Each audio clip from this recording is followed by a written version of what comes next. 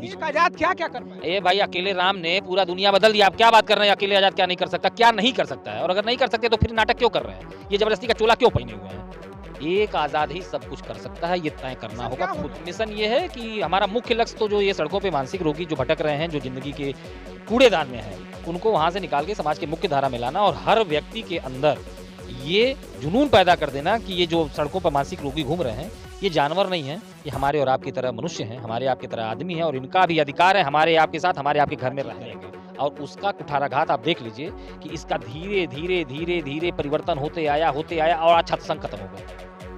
हम सरकार के ऊपर दोषारोपण नहीं कर रहे हैं। सरकारों से भी जब पूछेगा और सरकार की उन बिंदुओं पर जाएगा कि क्यों छासंग खत्म हुए, कारण था कि जब युवा दूसरी तरफ दिग्भ्रमित होने लगे तो सरकारों लगा कि भाई एक युवा विरोध करेगा तो मजा आएगा, लेकिन एक नशेड़ी युवा विरोध करेगा तो चिंता का विषय है। वो कुछ भी कर सकता है। नशा जो है वो इसलिए क्योंकि हमारी सामाजिक जिम्मेदारी है कि ये युवा जो है वो नशे की तरफ ना जाए। तो लगातार हम लोग कैंपेन कर रहे हैं, लगातार हम लोग लोगों से बातचीत कर रहे हैं, आंदोलन कर रहे हैं, लगातार लोगों से मिल रहे हैं, विश्वविद्यालय स्कूलों में कॉलेजों में जा रहे हैं, पुलिस के साथ भी जा रहे हैं, पुलिस के साथ नहीं भी जा रहे हैं और जेलों में पहुंच गए वहां तो लगातार लगे हुए हैं एक बड़े वर्ग को इस तरफ मोटिवेट करके। सम्मान मिला है, वहां तक आने में आप बहुत टूटे होंगे, फिर अपने आप को जोड़ा होगा, फिर आप टूटे होंगे, फिर जोड़ा होगा, फिर टूटे होंगे, फिर जोड़ा होगा। कभी लगा कि ये काम छोड़ दें?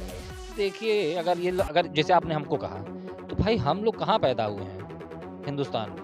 और आप समझिए जहाँ भगवान को अपना घर बनाने में 500 साल लग गए तो वो नहीं रुके, वो नहीं टूटे, वो नहीं हारे। अरे जहाँ भगवान राम को कल राज्याभिषेक होना है और राज्य जंगल हो जाती है, उनको भेज दिया जाता है जंगल में, वो नहीं टूटे। उन्होंने लड़ाई लड़ी, सत्य के मार्ग पे चले। और आज बस इतना ही कहूंगा कि जब सुबह उठें तो एक बार फेसबुक ना देखें, एक बार वो सोशल मीडिया ना देखें, वो मोबाइल फोन ना देखें। एक बार जब सुबह उठें तो एक बार आईना देखें और ये सोचें कि कल हो रहा है इतना बड़ा पुरस्कार नहीं, क्या पुरस्कार मिला है तो ठीक है, मिल गया, अच्छी बात है। भारत में आप नहीं तो भारत में मिला, हमको थोड़ी मिला। वहाँ बोला गया है कि मानसिक रोगियों के काम करने के लिए मिला है, इसलिए थोड़ी मिला है कि आजाद पार्टी। देखिए, कहना बस इतना है कि अगर जिंदगी में कभी मौका मिले, कभी भी मौका मिले थोड़ी सी ऊंचाई पे खड़े होने का, या थोड़े से संसाधन हो जाए, या थोड़ा सा हाथ पैर काम करने लगे और आप दिवालिया ना हो, आप पागल ना हो, अगर आप स्वस्थ हो और आपको भगवान ने सांस लेने का मौका दिया है तो जीवन में बस एक काम करिए, किसी को धक्का मत दीजिए। तो आजाद जी, अब आपसे काफ़ी उम्मीदें हैं। अभी तक आप गोरखपुर उत्तर प्रदेश में थे, आप परिचय के मोहताज नहीं हैं, आपके पास तमाम वो पुरस्कार हैं, लेकिन उसी पुरस्कार में ये पुरस्कार यशवंत राव केलकर पुरस्कार मिलने के बाद लोगों को आपसे और उम्मीदें हो चुकी हैं। आप ट्रेंड कर रहे हैं, लोग सर्च कर रहे हैं कृष्ण पांडे आजाद कौन है। आजाद जी, कुछ बताइए कि आने वाले 5 सालों में आपका क्या रोड मैप है, आपकी टीम क्या करेगी नशाखोरी को लेके, नशा मुक्ति अभियान को लेके, जो भिक्षावृत्ति बालकों में बढ़ रही है उसको लेके, और जो मानसिक रोगी हैं उनको लेके आने वाले 5 सालों में आपकी टीम क्या करने वाली है? देखिए, निश्चित रूप से जब आप बात नशाखोरी की करेंगे तो अभी गोरखपुर जिला प्रशासन के साथ, गोरखपुर पुलिस के साथ हम लोगों ने ऑपरेशन सुदर्शन का एक अभियान छेड़ा था। एडीजी अखिल कुमार साहब यहाँ गोरखपुर में थे, उन्होंने बहुत ही सुंदर, बहुत मतलब परिणामजनक उन्होंने अभियान छेड़ा था। अब किन्हीं प्रशासनिक व्यवस्था के अनुसार या अधिकारियों के इंटरेस्ट ना लेने की वजह से वो अभियान जस का तस रह गया, लेकिन उनका शहर नहीं है, शहर हमारा है।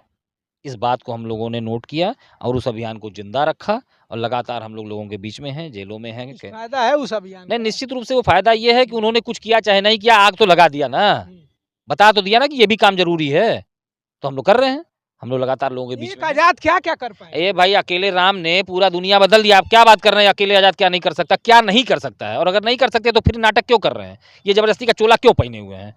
एक आजाद ही सब कुछ कर सकता है, ये तय करना होगा खुद को। कितना मदद मिलता है आजाद? नहीं, देखिए, मदद हमको कमी क्या है, कमी क्या है? एक आजाद जाते हैं फकीर के तरह, ट्रेन में बैठ के जाते हैं, टिकट कोई और दिया है।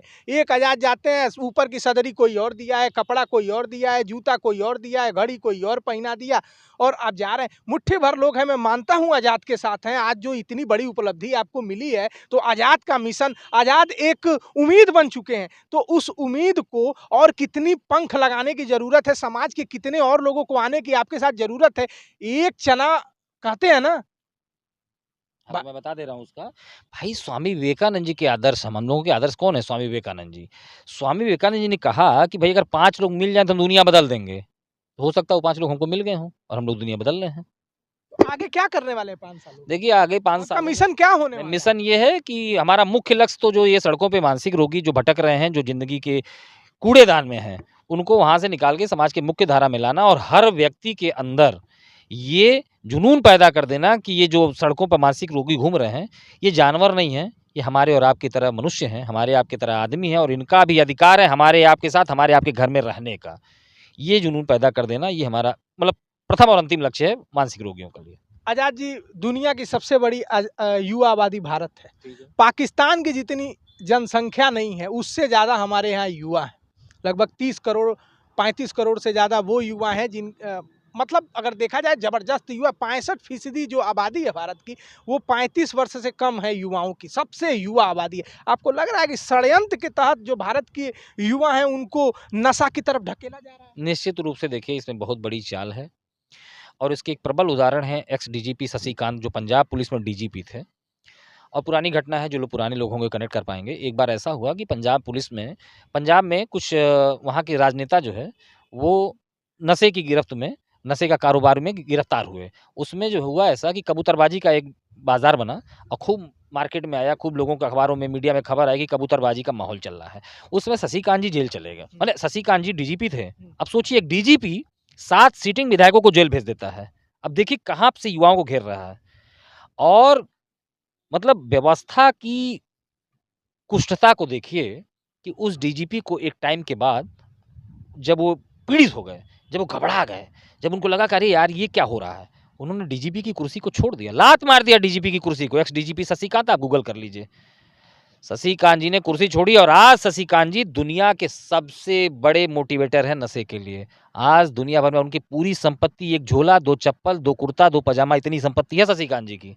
शशिकांत जी आज दुनिया भर में और उस झोले में इतना पेन ड्राइव, वो जाते हैं दुनिया के अलग-अलग देशों में और अपनी पूरी इससे उनके मोटिवेशनल वीडियो से, मोटिवेशनल स्पीच से उनको बहुत सारी आमदनी भी है। वो सारी आमदनी वो आजाद जी को भी लगता है कि युवाओं को एक षड्यंत्र के तहत नशे की तरफ ढकेला जा रहा है? एकदम उन्हें लगता नहीं है, यही सच है। बहुत सारी ऐसी ताकतें हैं जो चाह रही हैं कि इनको हथियार बना के इनको खत्म कर दो। न ये रहेंगे और न ये आवाज़ उठाएँगे, न बोलेंगे, न बातचीत करेंगे और उसका कुठाराघात आप देख लीजिए कि इसका धीरे, धीरे, धीरे, धीरे परिवर्तन होते आया और आज छात्र संघ खत्म हो गए। हम सरकार के ऊपर दोषारोपण नहीं कर रहे हैं। सरकारों से भी जब पूछिएगा और सरकार की उन बिंदुओं पर जाएगा कि क्यों छात्र संघ खत्म हुए?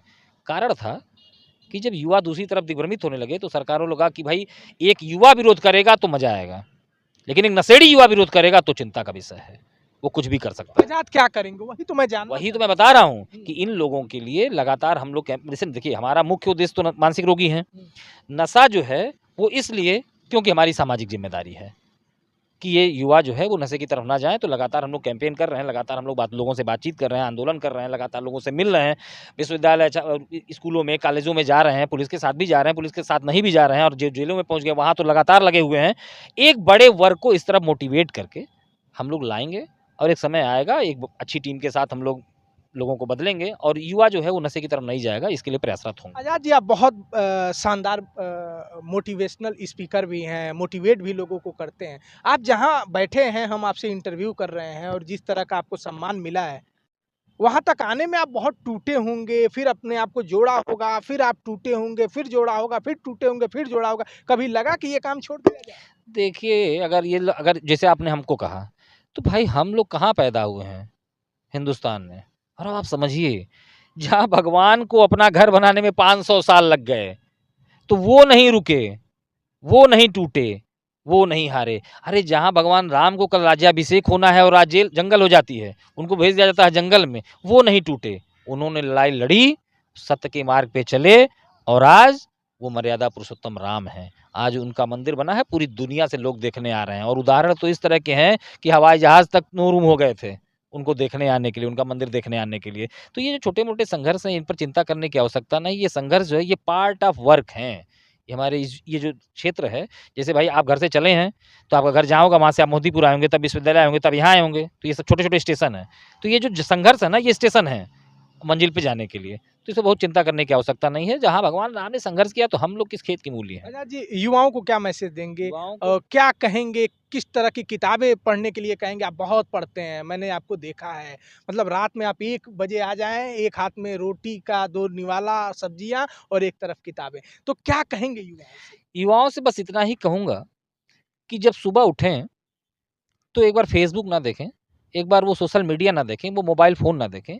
एक बार जब सुबह उठें तो एक बार आईना देखें और ये सोचें कि कल क्या किया था, उसमें क्या गलतियाँ हो गईं, वो आज नहीं करना है और ये आईना देख के खुद से बात करने की आवश्यकता है। ये रोज़ सुबह करने की आवश्यकता है और खुद से एक प्रण लेने की आवश्यकता है उसी आईने के सामने कि आज ये वाला बेहतर करना है। जिस दिन से युवा ये काम करना शुरू कर देगा, वो अपने आप से ही बात कर सकता है। वो अपने आप से ही ठीक हो सकता है, वो अपने आप से ही सुधर सकता है क्योंकि कमी को सुधारने के लिए कोई मशीन अभी भारतवर्ष में नहीं बनी है। वो केवल आप ही सुधार सकते हैं और आप ही ठीक हो सकते हैं। तो इसलिए युवाओं से एक विनम्र अनुरोध है, रोज़ सुबह उठें, आईने के सामने बैठें और खुद से बातचीत करें, कल क्या गड़बड़ हुआ था और आज क्या बेहतर करना है। विश्वास हो रहा है इतना बड़ा पुरस्कार मिला है? नहीं क्या पुरस्कार मिला है तो ठीक है, मिल गया, अच्छी बात है। पूरे भारत में आप नहीं तो भारत को मिला, हमको थोड़ी मिला है। वहाँ बोला गया है कि मानसिक रोगियों के काम करने के लिए मिला है। इसलिए थोड़ी मिला है कि आज़ाद पांडे को हम यहाँ पैदा हो गए तो हमको मिल गया। अरे जिसके लिए मिला है उनका है। तो ये पुरस्कार मिल जाने से ज़िम्मेदारियाँ बढ़ तो जाती हैं। ज़िम्मेदारी बढ़ गई तो हम ज़िम्मेदारी को कब हल्के में लिए हैं और ज़िम्मेदारी को अब और मजबूती से ले रहे हैं और ताकत से लगेंगे और आपको परिणाम सामने दिखेगा। अब आप गोरखपुर मॉडल को हर जगह फैलाएँगे। निश्चित रूप से इस काम को फैलाएँगे, मॉडल नहीं फैलाएँगे, काम को फैलाएँगे। तो लोग तो कह रहे हैं ये गोरखपुर मॉडल है। हाँ, तो गोरखपुर मॉडल है तो निश्चित रूप से ये ठीक है, सफल होगा तो और अच्छा है, अच्छी बात है। हम लेकिन मैं ये बार-बार प्रयास करूँगा, बार-बार ये चाह रहा हूँ कि बाहर से लोगों को लाया जाए और बहुत केंद्र बनाने की ज़रूरत नहीं है। आज़ाद जी, कुछ आप कहना चाहते हो और मैं ना पूछ पाया हूँ तो? देखिए, कहना बस इतना है कि अगर ज़िंदगी में कभी मौका मिले, कभी भी मौका मिले थोड़ी-सी ऊँचाई पे खड़े होने का या थोड़े से संसाधन हो जाएँ या थोड़ा-सा हाथ-पैर काम करने लगे और आप दिवालिया ना हों, आप पागल ना हों, अगर आप स्वस्थ हों और आपको भगवान ने साँस लेने का मौका दिया है, तो जीवन में बस एक काम करिए, किसी को धक्का मत दीजिए। किसी को धक्का ना देंगे, तो भगवान आपको ऊँचाई पे पहुँचाएगा और जब आप धक्का देंगे, तो आप तो उसको धक्का देंगे गिरने के लिए, लेकिन वो तो मंज़िल पे पहुँच जाएगा, आप यहीं रह जाएँगे। बस इतना ही कहना है। आज़ाद जी, आपको पता है आप जीएस के और जीके के क्वेश्चन बन गए हैं? नहीं देखिए, ये कोई अब ये सब तो सब हमारे माँ-बाप का आशीर्वाद है। और उसमें मैं पेपरों में ये आएगा कि 2025 का यशवंतराव केलकर युवा पुरस्कार किसे दिया गया? अगर आपका नाम दे देता है तो पूछेगा किस शहर के रहने वाले हैं? नहीं, निश्चित रूप से ये देखिए अच्छा है और ये हमारे शहर के लिए अच्छा है, ये गोरखपुर के लिए अच्छा है, युवाओं के लिए अच्छा है। इससे कोई युवा सीख के अगर कुछ रास्ता बदल दे अपनी ज़िंदगी में, तो निश्चित रूप से विजय हमारी तब होगी, पुरस्कार तो आ ही गया है। तो हमारे साथ बातचीत कर रहे थे आज़ाद इनका नाम है, लेकिन पूरा आज़ाद निकनेम जो सब लोग जानते हैं गोरखपुर में, इनका पूरा नाम है श्री कृष्ण पांडे आज़ाद। आज़ाद इन्होंने नाम दिया है। एकदम आज़ाद अपने नाम के अनुरूप ही उन मानसिक रोगियों को भी आज़ाद करते हैं, मतलब उनको मुख्य धारा में लेकर आते हैं। जो बालक भिक्षावृत्ति में हैं, उनको आज़ाद करते हैं, उनको स्कूलों की तरफ लेकर आते हैं। जो नशाखोरी में हैं, उनको वो समझाते हैं, सिखाते हैं कि ये तुम गलत कर रहे हो, उनको भी वो आज़ाद करते हैं नशा मुक्त नशा के तरफ से। तो आज़ाद जी अपने नाम के अनुरूप काम कर रहे हैं और जिस तरह का इनको वो पुरस्कार मिला है, सम्मानित किया गया है यशवंत राव केलकर पुरस्कार, तो अब तो ये जीएस के क्वेश्चन बन गए हैं। अब पेपरों में पूछे जाएंगे कि बताइए 2025 का पुरस्कार किसे दिया गया, तो लोग अब इनका नाम लिखेंगे, वो किस शहर के रहने वाले हैं। अब और क्वेश्चन भी बनाया जा सकता है कि किन किन कामों में किन किन कामों को वो करते हैं। तो आज़ाद नाम नहीं है। जहाँ शासन प्रशासन की आंखें बंद हो जाती हैं, वहाँ इनकी आंखें खुलती हैं। जहाँ शासन और प्रशासन से उम्मीदें खत्म हो जाती हैं, वहाँ आज़ाद उम्मीद बनकर आते हैं। इनको अक्सर आप 10 या 12 बजे 11 बजे रात के आसपास इनका काम शुरू होता है शहरों में। वो तमाम उन चीज़ों पर शासन प्रशासन को बताते हैं कि देखिए यहाँ ये गलत हो रहा है। ये समाज को भी समाज को आईना दिखाते हैं कि जरा देखिए ये बच्चा ये कर रहा है तो कल आपका भी बच्चा ये कर सकता है। तो आज़ाद आज उम्मीद बन चुके हैं, आज़ाद पूरी तरह से सर्च किए जा रहे हैं, आज़ाद पूरी तरह से ट्रेंड किए जा रहे हैं। मेन स्ट्रीम मीडिया हो, यूट्यूबर हो, हर जगह आज़ाद, बस आज़ाद, आज़ाद कौन है, आज़ाद से लोग बात करना चाहते हैं। बड़ी मुश्किल से हमको भी ये इंटरव्यू दे पाए हैं। इंटरव्यू तो हमको कभी मना नहीं करते हैं, लेकिन बड़े व्यस्त थे, शहरों में लोग तमाम सम्मान कर रहे हैं, लोग पूछ रहे हैं, भाव जानना चाहते हैं। आज़ाद जी बताते हुए सब मतलब अगर देखा जाए बड़े व्यस्त हैं, आज किसी तरह से हमको इंटरव्यू दे पाएँ। ऐसी ही खबरें अलग-अलग जगहों से दिखाने की कोशिश करेंगे कि कोई खबर खास क्यों है। नमस्कार।